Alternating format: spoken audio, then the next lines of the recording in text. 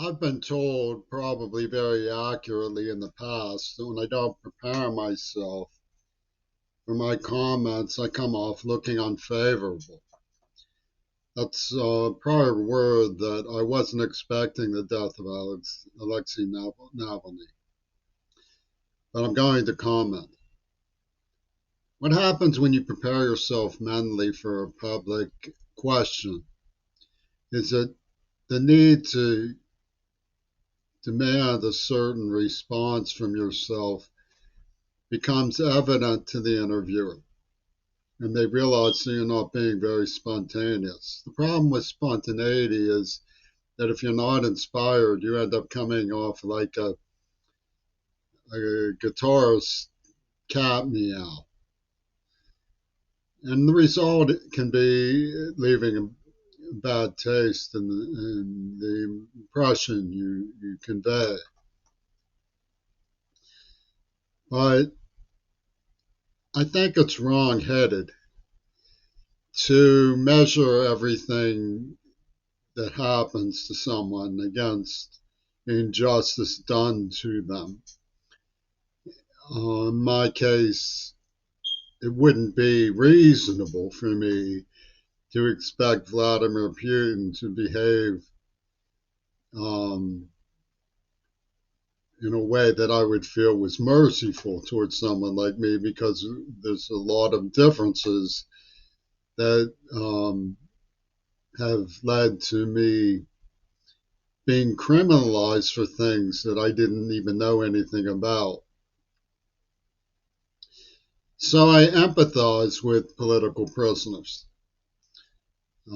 very deeply, which leads to folklore disputes, because I do know people who are more willing to be arrested in civil disobedience than I am. There was an image of a Palestinian girl absolutely cowering from thunderstorms. That used to happen to me too after I was brutalized as a child. When it comes to cultural competence, I think Vladimir Putin has a good deal more cultural competence than any of the leaders on the scene in the present day. And that's the reason why so many people are inspired by him, and why it looks like damning opportunism to just nail him with the death of Alexander Navalny, some of which concern is due, I suppose. But when you look at someone like me, you wonder, why doesn't he use me as an example to question America's cultural folklore heroes? Like, Jimi Hendrix may not be his cup of tea, but he surely understands the inspiration and beauty of Hendrix. And yet, we lionize someone for dying young in a culture that's too exposed to deadly narcotics. Why would he side with the Soviet jury from Attica State Prison Psychiatry who poisoned me? That's very mysterious to me. But putting that aside, because my point is to put it aside for the purposes of commenting on the death of Alexei. First, to everybody, it's terribly sad. All of us really liked Alexei Navalny. We saw his spirit, his rambunctiousness, his outspokenness, his courage as the sign of a well-natured, good-humored individual. And we had a great deal of difficulty believing the puppet trial where he was held guilty. We preferred seeing him with his wife and daughter. Those pictures and images will be in the family album of people who America bestows their quasi-religious sensibility on as political dissenters in foreign cultures. Well, there is some doubt in my mind that there's any sort of reasonable, well-balanced understanding going on. We come from a culture that murders leaders in places like Iran simply for being counter to our culture. It's not a reasonable thing to do. We murdered Allende. We murdered Kennedy. There are things that we have to ask ourselves. What would the knee-jerk reaction be if somebody had pointed out in April of 1968 that Lyndon Johnson on April Fool's Day decided he wasn't going to run, and a few days later Martin Luther King was gunned down? They said Lyndon Johnson took him with him.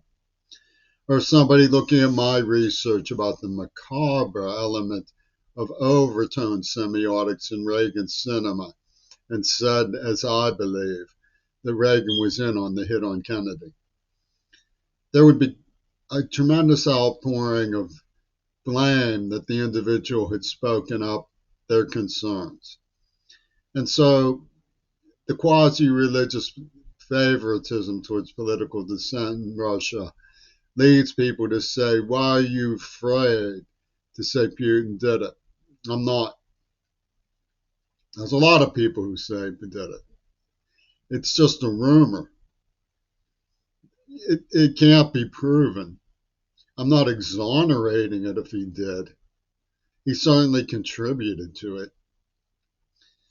But the legend that has been built around Alexander Navalny, comparing him to Nelson Mandela, who endured prison in resistance to the apartheid regime of South Africa and was freed in a whirlwind rock star jamboree put together for Reagan during the AIDS impasse, which I have questioned the meaning of. I mean, obviously, if I was to go nose to nose with Putin, I would wonder why he didn't speak out against Gail Burston. Were they party to that? Well, the point is that Václav Havel was a very different person than Joseph Biden. Václav Havel spoke for the opposition. He expressed, he never demonized, he never dehumanized the Soviet apparatchiks in Czechoslovakia. His plays often had them as protagonists. And that's what made him beloved to the Czech people and why the Soviet Union eventually left Czechoslovakia. They were dealing with a leader who wasn't dehumanizing them, who could see them as protagonists in their own light. It's not false or mawkish to point out that the NATO authorities have lied to and encircled Russia, have been spiteful to them when they have been generous and forthcoming. It's the truth. It's a simple matter of fair play to admit that the Czechoslovakian intellectuals who, when they served the purpose of NATO, were cheered, were afterwards ostracized as too leftist. Ivan Swiatek led Prague Spring in 1968 and then came to California to teach. And he said it was like trying to tell the church that the earth revolved around the sun when you're Galileo's age. He said nothing you could do could make people understand that Marxism protected the working class. Nothing you could do could make people understand that the Velvet Revolution came about because of intellectual engagement that was not dehumanizing. Joseph Biden can only see things in terms of black and white. There's cronies of the people he opposes, and they're corrupt. They're cronies of people who he supports, and they're angels. I think it's time to be realistic about these issues. We need to stop dehumanizing people. When we look at the situation in Gaza, we're talking about whole families of the press being targeted. In the United States of America, this is not unheard of. There are feuds and kinship rings and mafias that love to poach and scare and commit domestic terror and terrorize, and it's just abominable. And there are honor killings in America in these gangs. It's the holier than thou stuff needs to be put aside for constructive engagement of where our social progress really is. Tucker Carlson says there's nothing so beautiful as Moscow in America. Well, we have potential. But to fulfill our potential, we need to understand the meaning of social welfare and the meaning of being humane to one another, and cultural competence and constructive engagement of the issues. I don't happen to believe that Vladimir Putin is afraid of free speech. I've seen him and Lavrov be open, forceful, and engaging in almost everything that Western media parrots at them. But it's like practice. It's not like they're really dealing with people. It's like they're dealing with machine intelligence that's just spitting out ribbons.